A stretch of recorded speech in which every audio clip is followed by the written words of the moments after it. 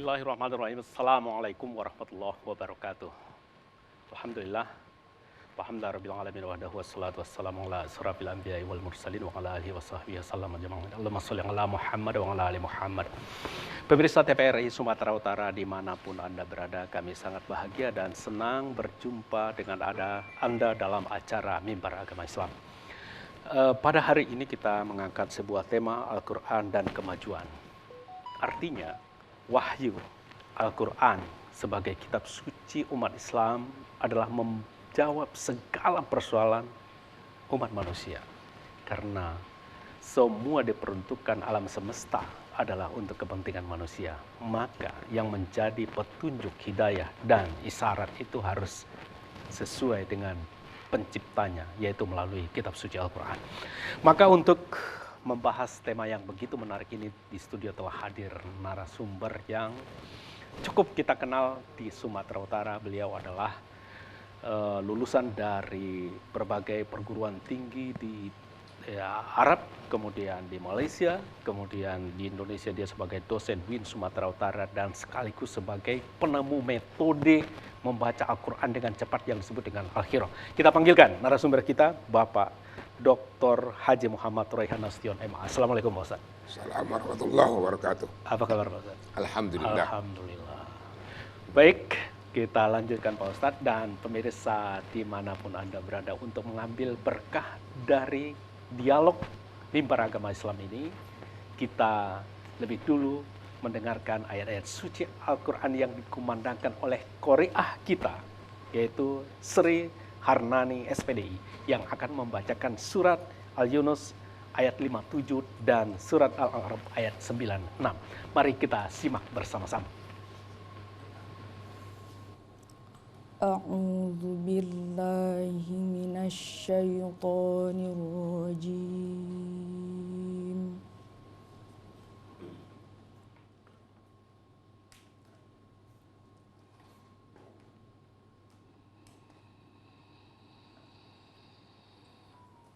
Bismillahirrahmanirrahim.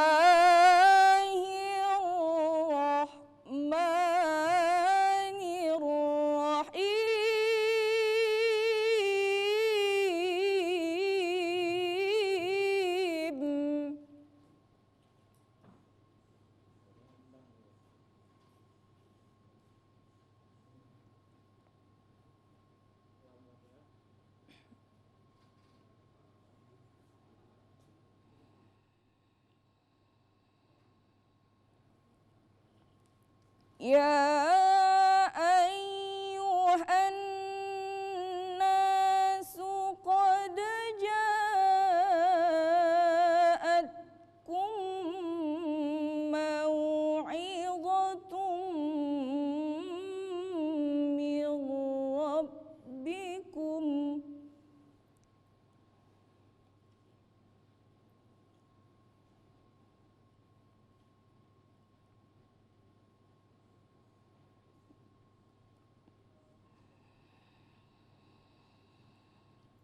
mau'izatun min rabbikum wa shifaa'un lima fis sudur.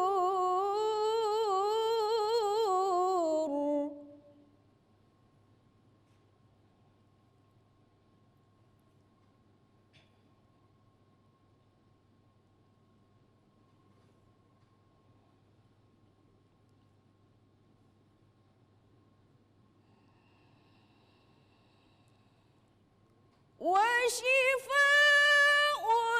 lima fis suduri wa hudan wa rahmatun lil mu'minin.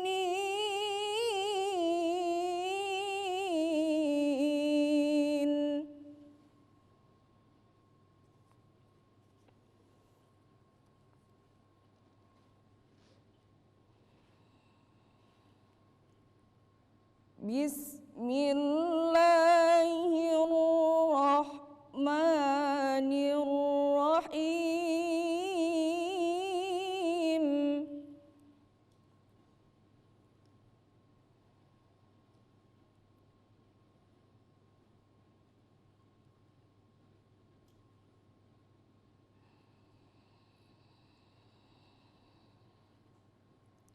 walau anna ahlal qura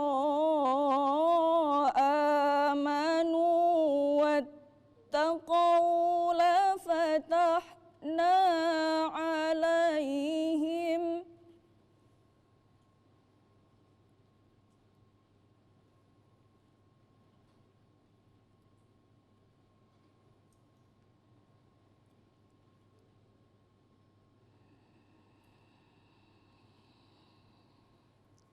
واتقوا لفتحنا عليهم بركات من السماء والأرض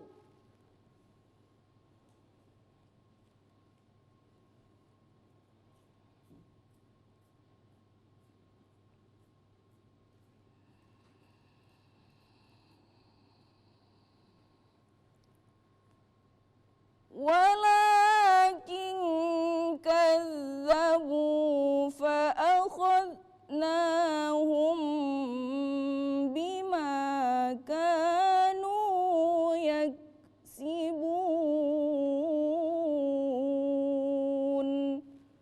صدق الله العظيم.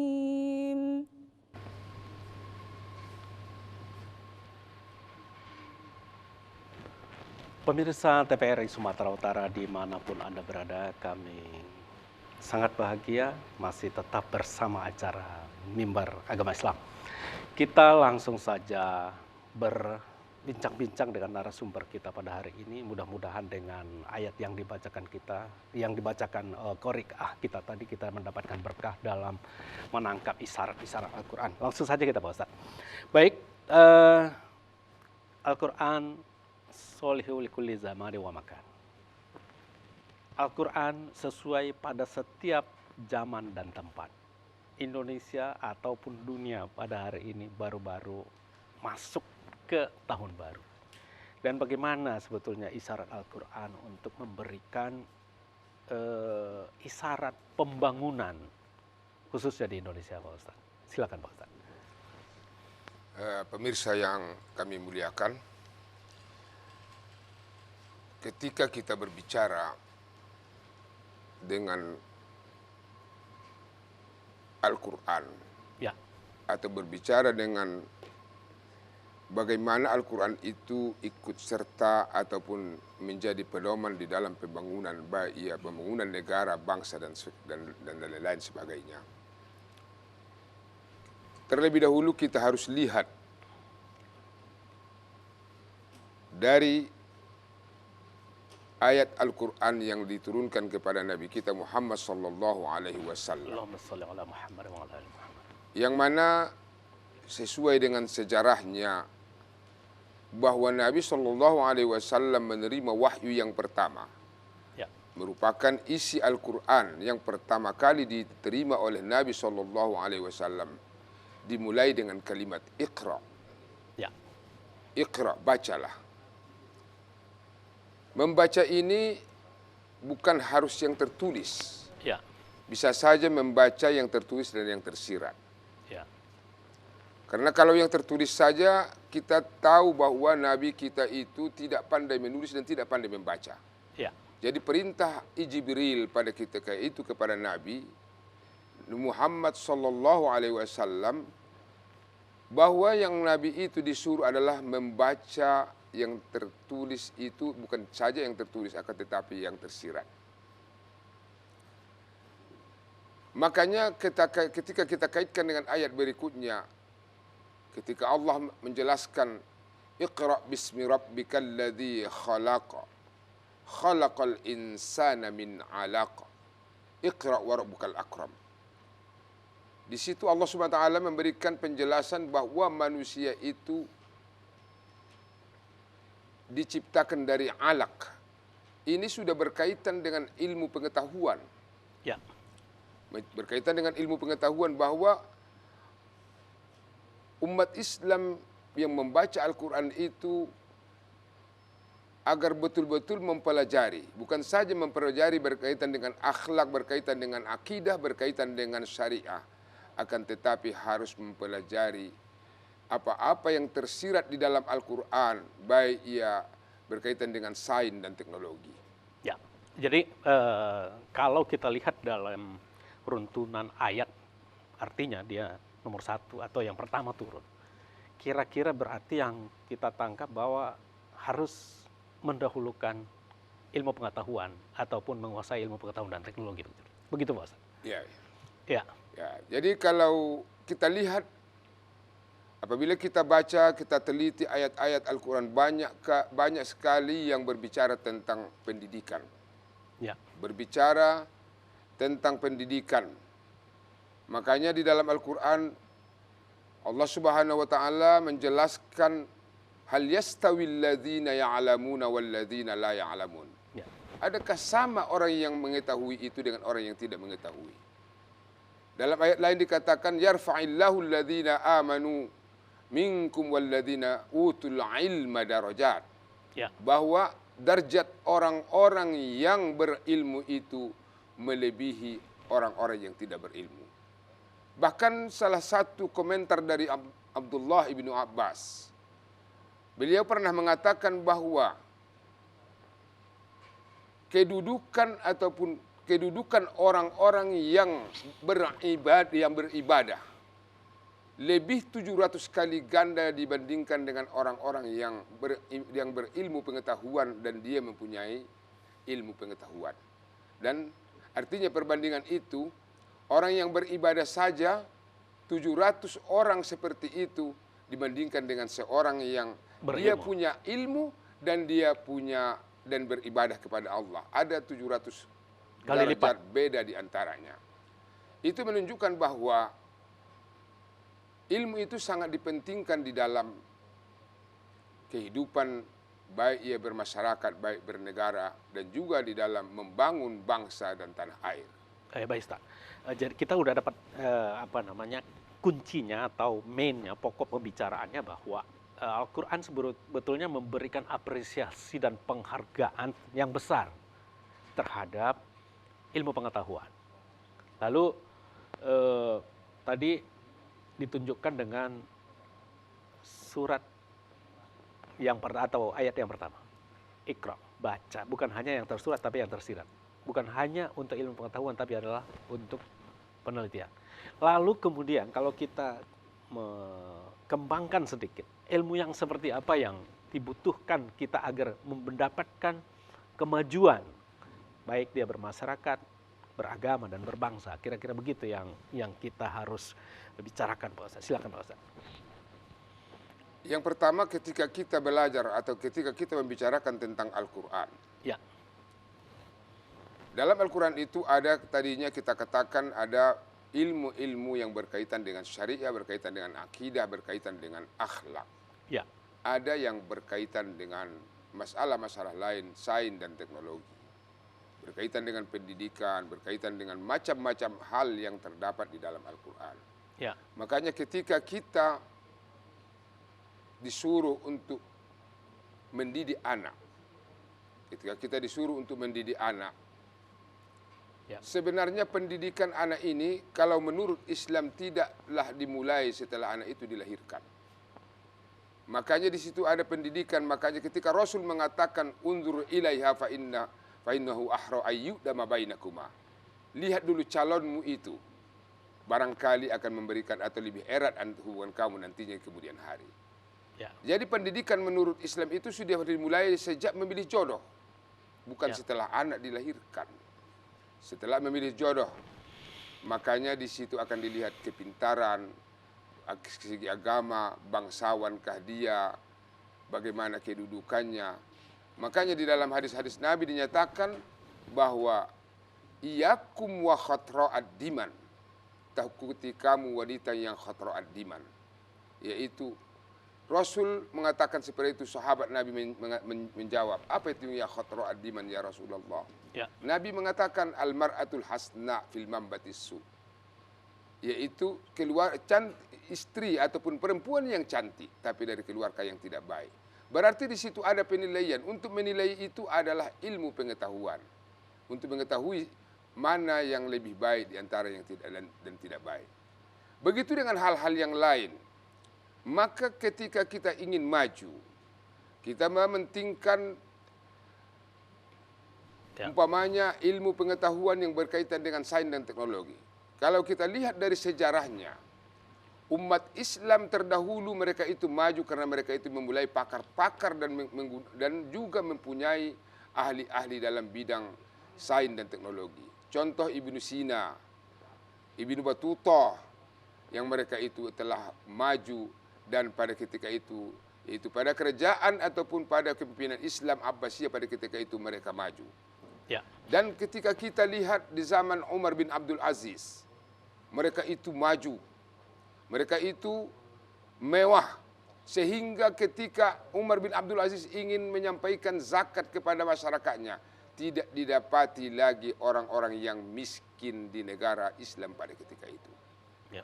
Oleh itu seandainya pemimpin-pemimpin dalam satu negara itu adalah dari orang-orang yang terpilih, yang memang mereka itu mempunyai ilmu pengetahuan sesuai dengan kedudukannya dan di mana mereka ditempatkan, maka akan kita dapati negara kita Indonesia ini tidak akan kita dapati seorang pun yang miskin di negara ini. Baldatun thayyibah wa rabbun ghafur. Baik Pak Ustaz.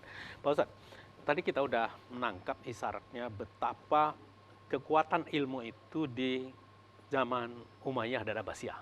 Sehingga karena ilmu pengetahuan itu apa yang disampaikan oleh Ustadz, susah mencari orang yang miskin. Kira-kira kalau dalam bentuk berkemajuan ataupun pembangunan Indonesia lah khususnya, bagaimana keadaan kita, hubungan antara Al-Quran sebagai kitab suci kita dengan realitas kita di lapangan. Bagaimana misalkan dengan mahasiswa kita, pelajar-pelajar kita yang sekarang gitu. Karena hampir dan harus semua senti, gerakan, perbuatan, tingkah laku kita harus didasarkan kepada Al-Quran gitu. Silakan Pak Ustaz. Sebagaimana kita jelaskan tadinya bahwa ayat yang pertama itu Iqra. Oleh itu untuk melaksanakan atau untuk mendapatkan orang-orang yang berpendidikan yang baik, menjadi orang-orang yang ahli dalam bidang segala masalah-masalah yang diperlukan di dalam negara kita, maka sewajarnya atau sepatutnya orang-orang tua kita itu memberikan didikan mulai dari anak-anaknya itu, mulai dari anak TK kita katakan, atau umur 4 tahun, 5 tahun. Yang pertama kali mereka itu diberi pendidikan Al-Quran. Ya. Mereka diberi pendidikan Al-Quran dengan membaca Al-Quran. Kenyataannya bagaimana di lapangan Pak Ustaz? Jadi kalau kita lihat di lapangan, untuk Sumatera Utara ini masih banyak umat Islam yang tidak pandai membaca Al-Quran. Kalau sesuai dengan yang kita saksikan di lapangan, ya. Salah satu program ataupun salah satu penelitian, bukan penelitian, kenyataan yang berlaku di UIN Sumatera Utara. Ketika UIN Sumatera Utara itu menjadi universitas. Ya. Dulunya dia adalah belum lagi universitas. Jadi sekarang dia sudah menjadi universitas. Yang masuk ke UIN Sumatera Utara itu adalah bukan lagi orang-orang yang dasarnya dari agama ketika dia di aliyah atau di sanawiyah. Ada yang masuk dari SMA, SMP, dari SMP kemudian SMA masuk ke UIN Sumatera Utara. Pada tahun lalu jelas kita ketahui dari 6.000 orang atau 7.000 orang yang diterima di UIN Sumatera Utara, ada sekitar 2.100 orang yang tidak bisa membaca Al-Quran. Ya. Yang itulah yang kita selesaikan, mereka dimasukkan asrama, diberikan mereka pendidikan selama seminggu supaya mereka itu bisa membaca Al-Quran. Jadi kalau inilah modelnya umat Islam sekarang ini, jangankan mengkaji apa-apa yang ada di dalam Al-Quran, mengetahui isi kandungan Al-Quran itu, membacanya saja pun sudah menjadi masalah. Bagaimana kita akan maju? Ya. Oleh itu harus kita mulai dari pendidikan Al-Qur'annya sejak anak usia dini. mereka sudah siap untuk membaca Al-Quran. Kemudian dilanjutkan dengan memahami Al-Quran, bukan saja yang berkaitan dengan agama, bukan saja yang berkaitan dengan syariah, akan tetapi semua isyarat-isyarat yang terdapat di dalam Al-Quran. Sesuai dengan perkataan salah seorang filsuf Islam, seandainya Al-Quran itu tidak diutus ke permukaan bumi ini, dunia ini tidak akan maju. Ya, luar biasa Pak Ustadz. Baik Pak Ustadz, kita minta dulu kepada pemirsa yang ingin berdialog dengan Al Ustadz kita. Menurut saya luar biasa pada hari ini, salah satu penemu membaca Al-Quran secara cepat. Sekali 24 jam sudah bisa baca Al-Quran dengan metode Al-Qira'ahnya. Mungkin ada yang ingin berdialog, bisa menghubungi pesawat online 0811 0811 6100 386. Kami ulangi 0811 6100 386 sebagaimana yang tertera di layar TV Anda. Baik, kita lanjutkan Pak Ustadz. Kita sudah dapat mainnya, pokok dari pembicaraan ingin maju itu adalah dengan ilmu pengetahuan. Dalam hadis juga disebutkan begitu. Kalau siapa yang ingin memperoleh dunia dengan ilmu pengetahuan, siapa yang ingin mendapatkan akhirat dengan ilmu pengetahuan. Selain dari ilmu pengetahuan, apa yang harus kita gali di dalam Al-Quran ini untuk kemajuan umat Islam Pak Ustadz? Atau berbangsa untuk kemajuan bangsa Indonesia? Silakan Pak Ustadz. Ya, kalau kita berbicara tadinya tentang kandungan dari Al-Quran, kandungan Al-Quran itu sangat lengkap. Ya. Membicarakan tentang sosial. Ya. Dimulai dari diri sendiri. Kemudian pendidikan keluarga, yang tadinya keluarga kecil. Ya. Dimulai dengan keluarga kecil.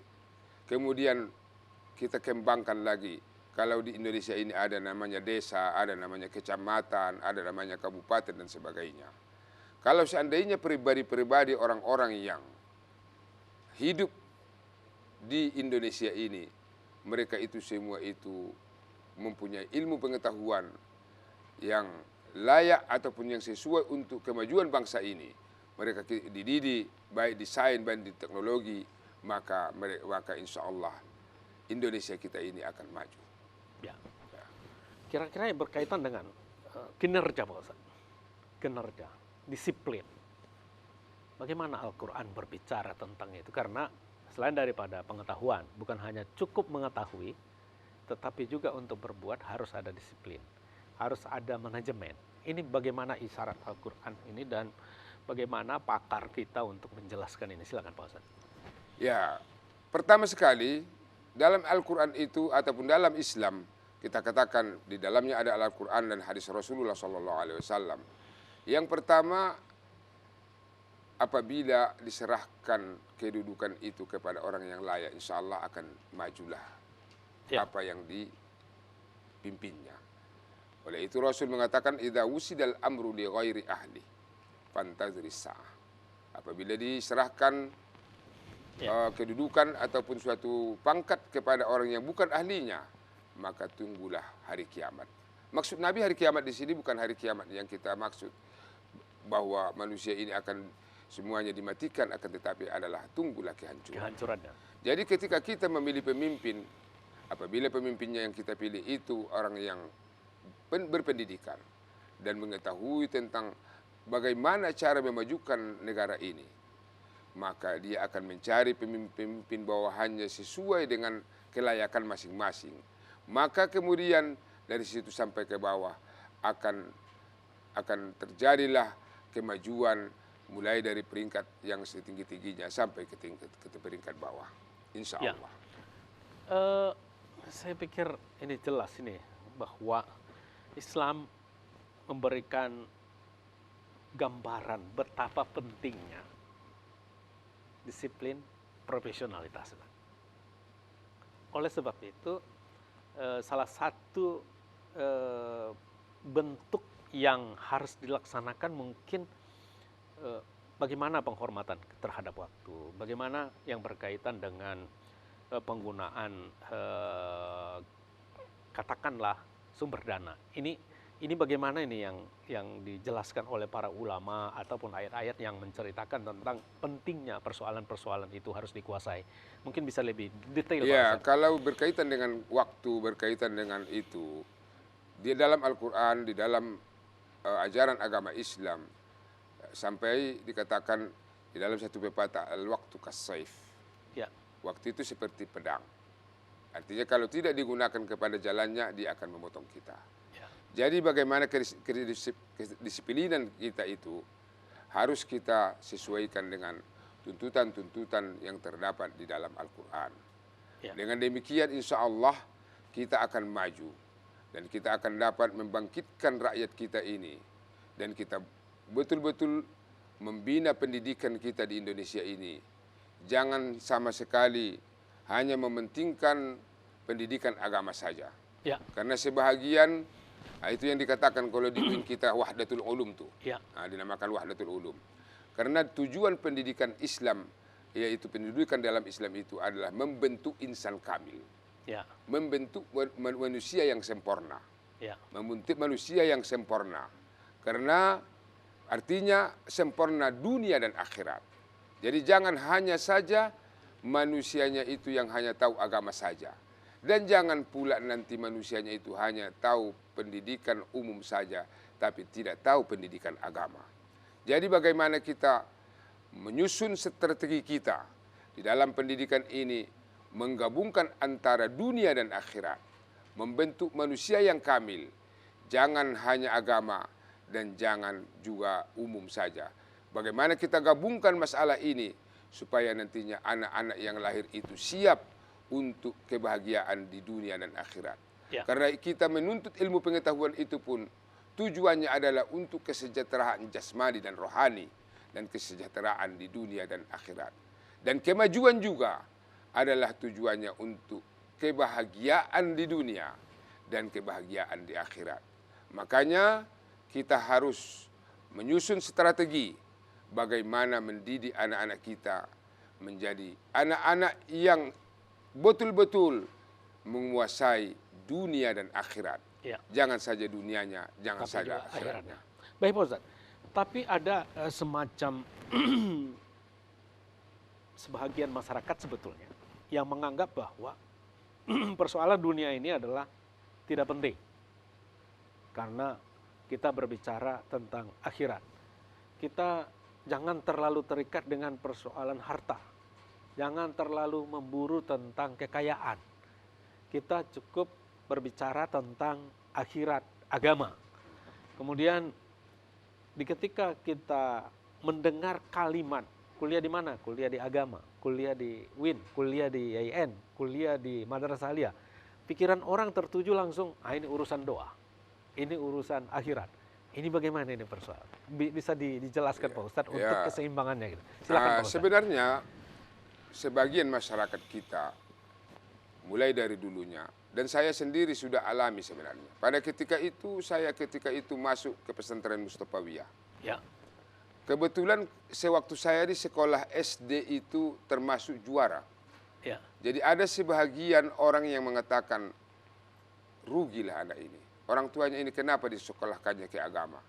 Ya. Alangkah baiknya kalau disekolahkannya ke sekolah umum biar anak ini maju.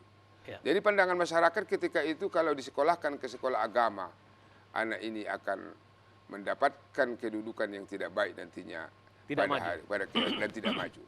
Oleh itu saya buktikan walaupun orang tua saya dari keadaan dari orang yang tidak mampu.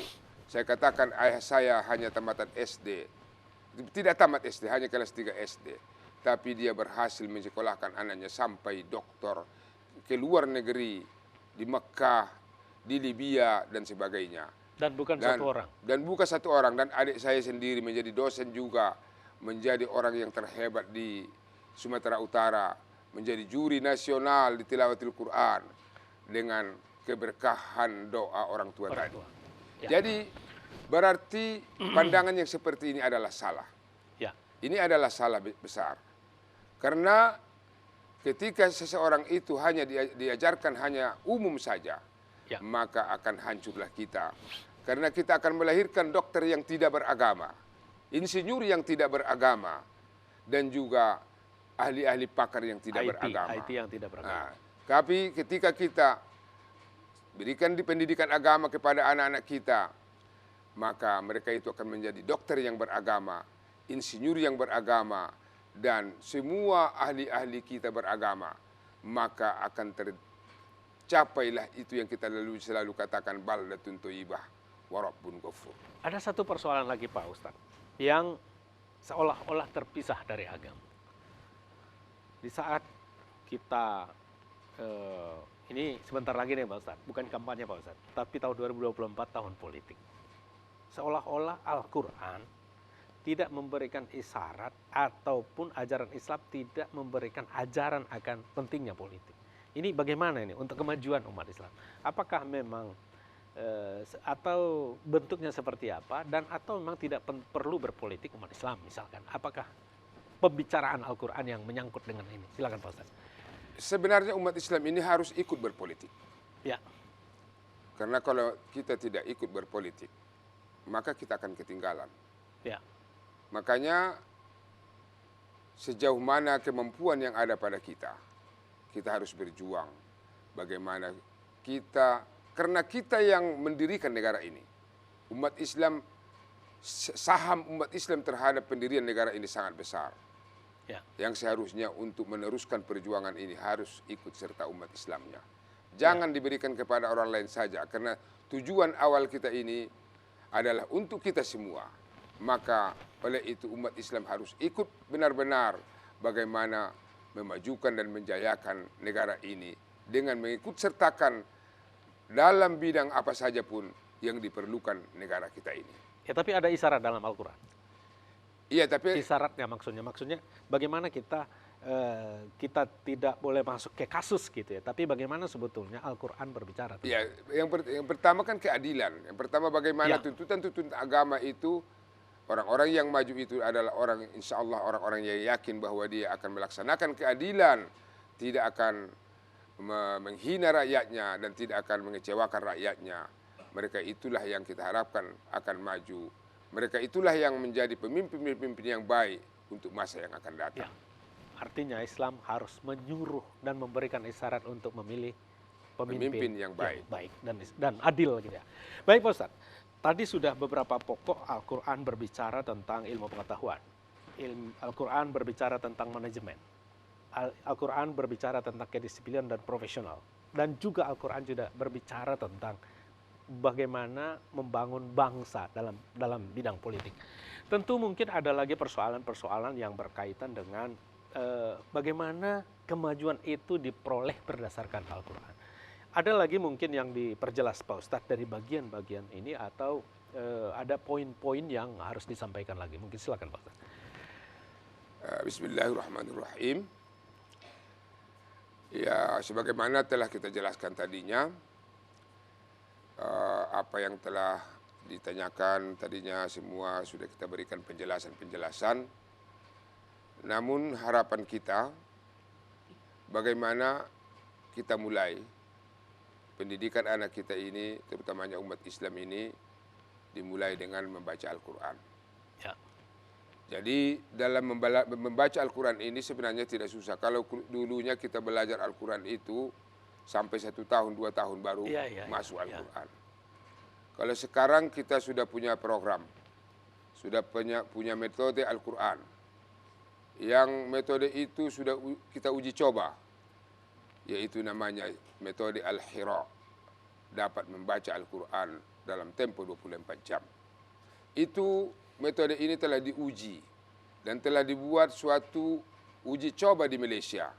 Ya. Pada tahun 2016, pemerintah Malaysia menyatakan bahwa metode Al-Hira adalah metode yang terbaik untuk masa kini.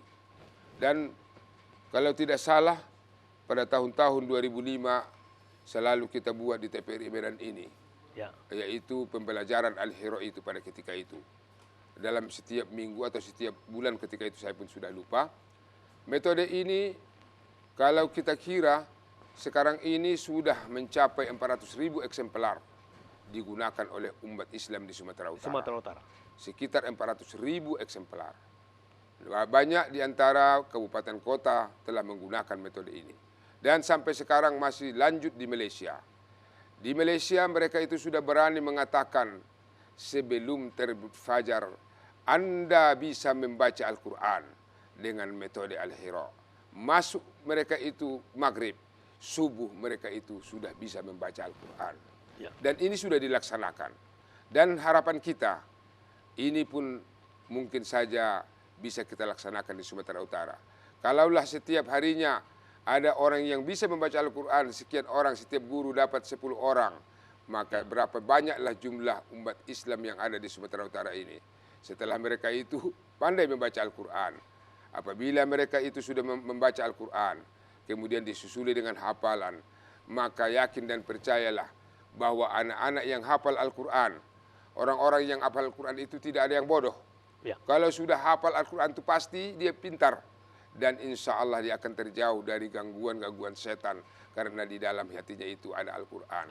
Baik, Tetapi Ustaz, ketika kita biarkan mereka tidak ada Al-Quran, maka mereka itu adalah seperti rumah yang kosong. Oke, tadi berarti kita harus meningkatkan kualitas membaca Al-Quran. Implikasinya ataupun yang harus dilaksanakan mungkin Pak Ustadz. Tadi ada bagian-bagian terpenting.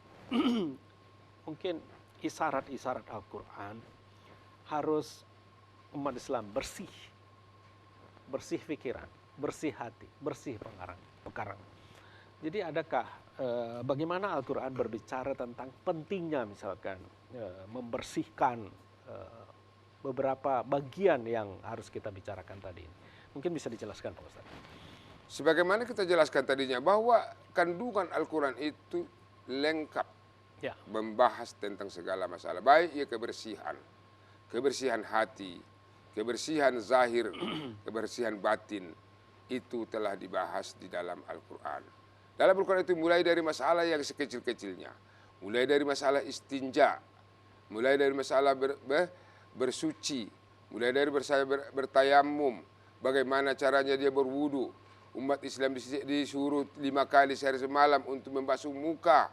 Tujuan itu adalah menggambarkan bahwa Islam itu adalah agama yang bersih. Agama yang suka dengan kebersihan. Baik ia membersihkan hati, baik membersihkan batin. Maka dengan mempelajari Al-Quran itu, kita akan dapat membedakan mana yang hak dengan yang batil. Mana yang salah, mana yang tidak benar. Maka dengan demikian kita akan dapat bersihkan hati kita dari kalimat-kalimat ataupun dari sifat-sifat yang hasad, dengki, meninggi diri dan sebagainya. Kita akan yakin kita menjadi orang yang tawadhu di sisi Allah Subhanahu wa taala. Jadi begitu penting Pak Ustadz ya. Baik, luar biasa pembicaraan pada hari ini, tapi mungkin sebelum kita lanjutkan, kita pemirsa TVRI Sumatera Utara dimanapun Anda berada, sebelum kita lanjutkan dialog ini, lebih dulu kita saksikan komik berikut ini.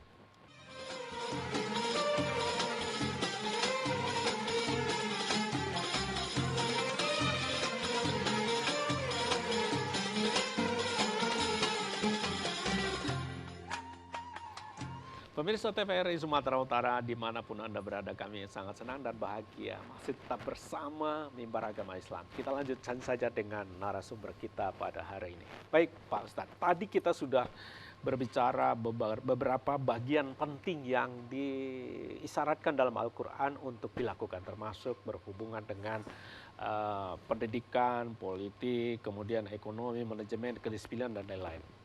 Mungkin ada isyarat penting, mungkin kita ulang lagi. Kalau di beberapa negara seperti Singapura, Pak, kalau kita meludah itu bisa kena denda di tengah jalan atau tempat umum, atau merokok misalnya. Atau apabila rumah makan itu ada lalatnya, itu nilainya itu berkurang gitu, karena harus diperiksa semua. Ini bagaimana di dalam Al-Quran, bagaimana pelaksanaan kita? Mungkin ada komentar Ustadz yang berkaitan dengan kebersihan ini Pak Ustadz. Silakan Pak Ustadz. Ya, sebagaimana kita jelaskan tadinya, kalau di dalam Al-Quran kita itu sudah jelas bagaimana Al-Quran itu menganjurkan tentang kebersihan. Ya. Mungkin yang menjadi persoalan bukan ajarannya. Ya. Yang menjadi persoalannya adalah pelaksanaan dari kandungan Al-Quran itu. Ya. Antara lain kalau di negara kita ini, yang saya istilahkan banyak peraturan-peraturan yang tidak betul-betul dilaksanakan. Artinya tidak diindahkan baik masyarakat. Bahkan ada saya istilahkan ada lampu merah yang wajib langgar. Ada lampu merah.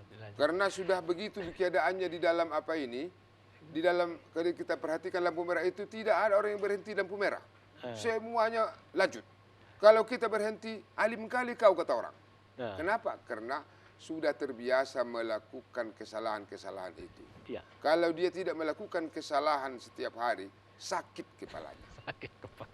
Nah, ini kadang-kadang yang menjadi persoalan. Kalau di Malaysia contohnya, puntung rokok saja pun RM1.000. RM1.000 kalau kita bandingkan dengan di sini, hampir 3 juta rupiah. Ya. Satu puntung rokok. Ya. Itu dendanya. Nah, di sini, ini yang belum kita lihat.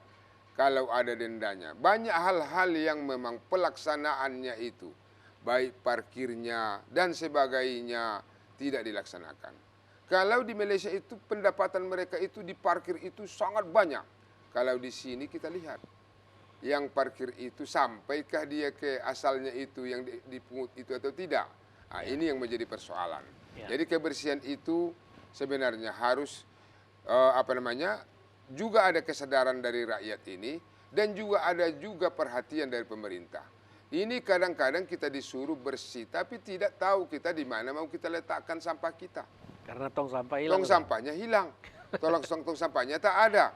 Makanya kita ambil orang lain untuk menjemput sampah kita ke rumah kita, kita bayar dia, kemudian 3 hari dia datang, habis itu dia pulang, nggak datang-datang lagi. Jadi ini yang menjadi persoalan bagaimana supaya tatbik, yaitu pelaksanaan anjuran-anjuran agama itu. Yang sebagaimana dikatakan harus bersih an-nadhafatu minal iman.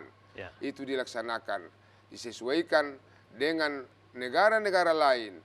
Bagaimana supaya itu dapat dilaksanakan dengan betul-betul, dengan mengindahkan segala peraturan-peraturan yang ada.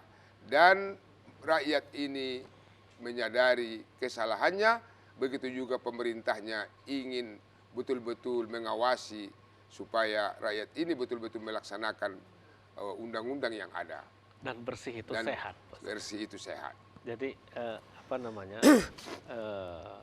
sangat berkaitan langsung dengan kesehatan, sangat berkaitan langsung dengan kenyamanan gitu Pak Ustadz. Baik Pak Ustadz, mungkin bisa dilihat lagi dengan persoalan-persoalan isyarat Al-Quran yang berkaitan dengan katakanlah kemajuan ekonomi Pak Ustadz. Bagaimana sebetulnya Al-Quran berbicara tentang ekonomi, bagaimana Rasulullah melakukan katakanlah pemberdayaan ekonomi, dan bagaimana yang harus kita laksanakan pada hari ini. Yang tentunya adalah berkaitan dengan ajaran Al-Quran. Silakan Pak Ustaz. Ketika kita berbicara tentang Al-Quran, ya, di dalam hadis Nabi SAW juga ada dinyatakan al-yadul ulya khairum min yadi sufla. Ya. Itu tangan di atas lebih baik dari tangan di bawah. Ya. Itu menunjukkan bahwa orang yang mampu ekonominya itu lebih baik daripada orang yang tidak mampu. Ya. Makanya Nabi selalu mengatakan bahwa orang yang bekerja, walaupun seseorang itu hanya mengambil kayu api untuk kehidupannya, dibandingkan dengan orang yang tidak bekerja, adalah lebih baik orang yang bekerja. Artinya Nabi selalu mengatakan bahwa ekonomi itu, makanya di dalam Nabi menjelaskan bahwa ekonomi itu sangat penting untuk kita umat Islam ini. Sehingga dengan kemajuan ekonomi yang didapati umat Islam itu, kita dapat melaksanakan apa yang kita inginkan.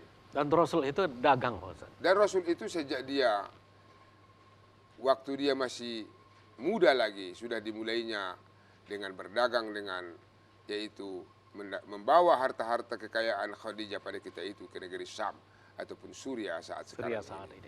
Artinya Rasul itu menggalakkan, Al-Quran itu menggalakkan supaya kita betul-betul melaksanakan ekonomi itu sesuai dengan tuntutan Islam, sesuai dengan tuntutan Al-Quran. Atau boleh dikatakan Ustaz, dikatakan bahwa dalam konteks sekarang bahwa Rasul itu adalah sebagai eksportir dan importir antar negara gitu ya. Artinya dia membawa rempah-rempah yang datang dari Nusantara dibawa ke bagian utara gitu. Ya, ya. Ini bagaimana ini konteks yang bagian-bagian lain mungkin yang bisa dijelaskan untuk kita teladani pada hari ini gitu. Ya, memang kalau dalam konsep, kalau kita lihat Rasul itu dia segala-galanya. Ya. Baik di bidang keluarga, baik di bidang ekonomi, baik di bidang yang lain-lain. Dalam kepemimpinan negara, Rasul itu adalah merupakan contoh teladan yang baik kepada umat. Bagaimana dia memajukan umat Islam ini. Dengan demikian setelah beliau pergi, meninggalkan para sahabatnya. Sahabatnya itu melaksanakan apa yang telah diajarkan oleh Nabi. Mereka itu maju, mereka itu bisa mengembangkan apa yang dikatakan kemajuan umat Islam pada ketika itu. Jadi Rasul mendorong kita untuk melakukan sesuatu yang membuat umat Islam ini maju. Sehingga kita menjadi umat yang perkasa, umat yang disegani oleh umat-umat lain. Jangan kita menjadi umat yang bawahan ataupun umat yang tidak disegani oleh umat-umat lain. Maka kita harus maju ekonominya. Mayoritas umat Islam di dunia ini, atau kita katakan negara Indonesia ini adalah berpenduduk 1/4 Muslim di dunia. Maka seharusnya kita dari Indonesia inilah majunya dunia ini, berkembangnya dunia ini di tangan umat-umat Islam yang ada di Indonesia ini. Pak Ustadz dan pemirsa TVRI Sumatera Utara dimanapun Anda berada, tidak terasa kita sudah hampir ke penghujung waktu. Mungkin ada sebagai kesimpulan sekitar 2 menit Pak Ustadz. Silakan Pak Ustadz. Bismillahirrahmanirrahim. Alhamdulillahirabbil alamin wassalatu wassalamu ala asyrafil anbiya'i wal mursalin wa ala alihi washabbihi ajma'in. Baiklah, dalam judul kita pada hari ini yaitu Al-Quran dan kemajuan. Al-Quran itu mendorong kemajuan.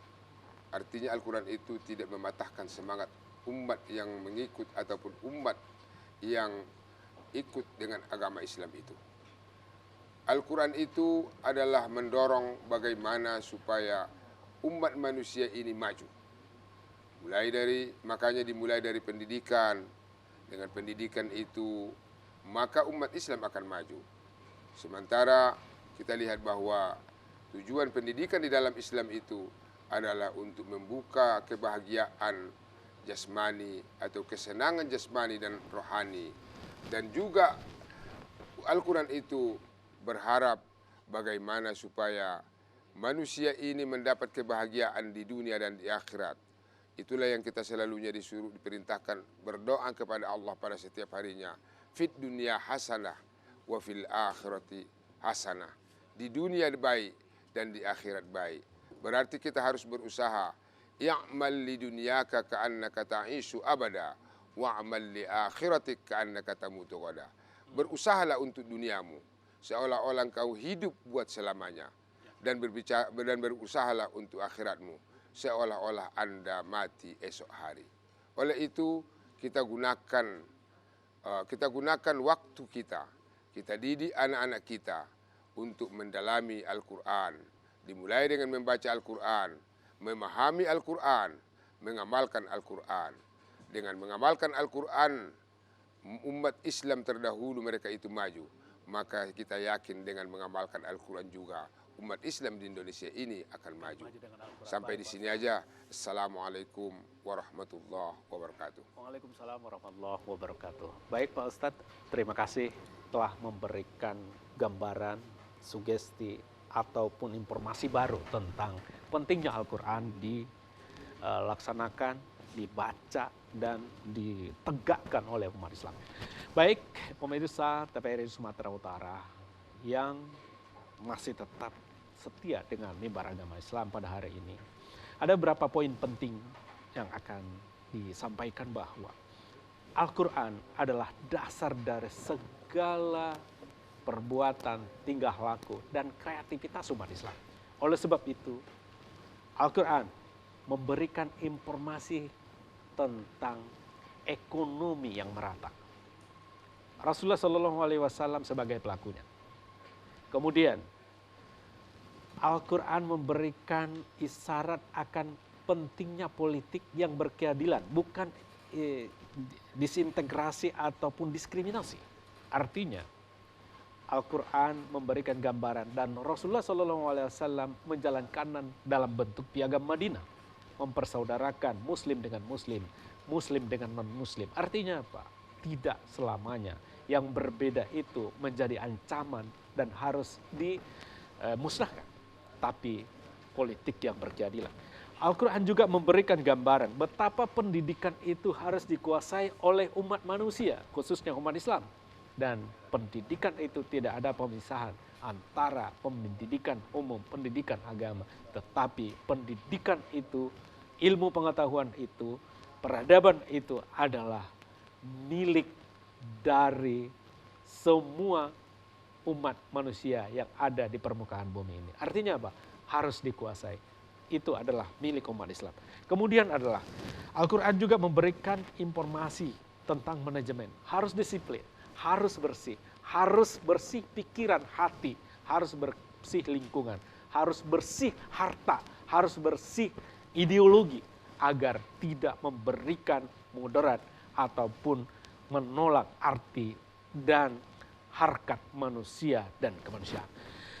Para pemirsa TVRI Sumatera Utara, dengan berakhirnya penjelasan yang disampaikan oleh Al-Ustadz hari ini, maka berakhir juga lah acara ini. Dari studio, saya Khotmatua Paralihan Harahap atas nama kru yang bertugas pada hari ini mengucapkan terima kasih atas perhatiannya. Assalamualaikum warahmatullahi wabarakatuh.